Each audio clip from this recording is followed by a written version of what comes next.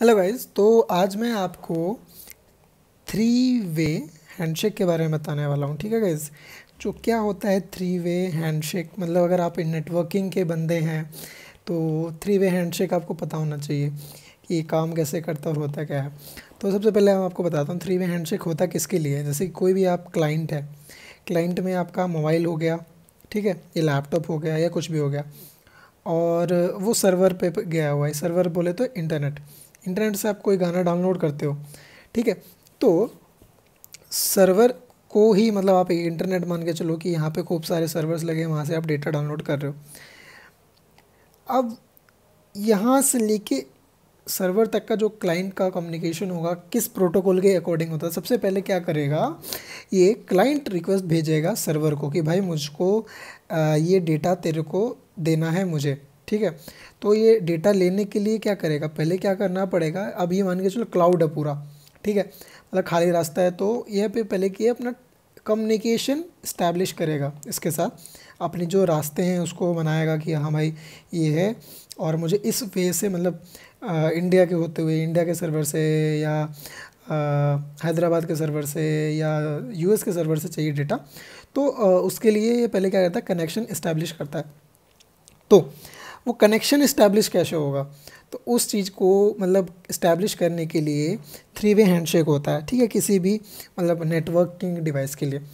तो जस्ट मान के चलते हैं ये हमारा क्लाइंट है, कोई भी XYZ मोबाइल लैपटॉप कुछ भी, और ये सर्वर है जहाँ पे आपका यूट्यूब का सर्वर होस्ट है, ठीक है। यूट्यूब से आप वीडियो उठा रहे हैं, यूट्यूब सर्वर, ठीक है। अब पहले क्या करेगा, ये कनेक्शन इस्टेब्लिश करने के लिए एक सिंक पैकेट भेजेगा। कौन सा, सिंक। उसके बाद ये दोबारा इसको पैकेट भेजेगा। अच्छा, तुमको ये क्वेरी है, ये अपने कुछ नंबर्स के साथ XYZ कुछ भी पोर्ट्स नंबर लगा के ये एक सीक्वेंस नंबर लगा के रिक्वेस्ट भेजेगा, ठीक है। फिर ये सिन प्लस एक्नॉलेज का पैकेट भेजेगा वापस इसको। अच्छा, तो तुम ये है, तुमको ये तुम्हारी ये रिक्वायरमेंट है, ठीक है। तो तुमने जो ये पैकेट भेजा था मैंने उसके अंदर, जैसे कि इसने XYZ, तो इसमें +1 करके एक ये सीक्वेंस नंबर भेजेगा। अच्छा, कि तुमको ये था, तुम्हारी रिक्वेस्ट मैंने एक्सेप्ट कर ली है, ठीक है। तो वो अब ये इसको फिर एक्नॉलेज करेगा, ठीक है।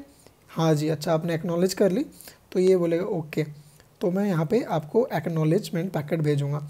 तो इस तरीके से इससे ही क्या होगा, इसने रिक्वेस्ट किया फर्स्ट, इसने उसको डेटा भेजा रिप्लाई के साथ, और इसने उसको थैंक यू बोल दिया, ओके सर थैंक यू, मुझे डेटा मिल गया है, ठीक है।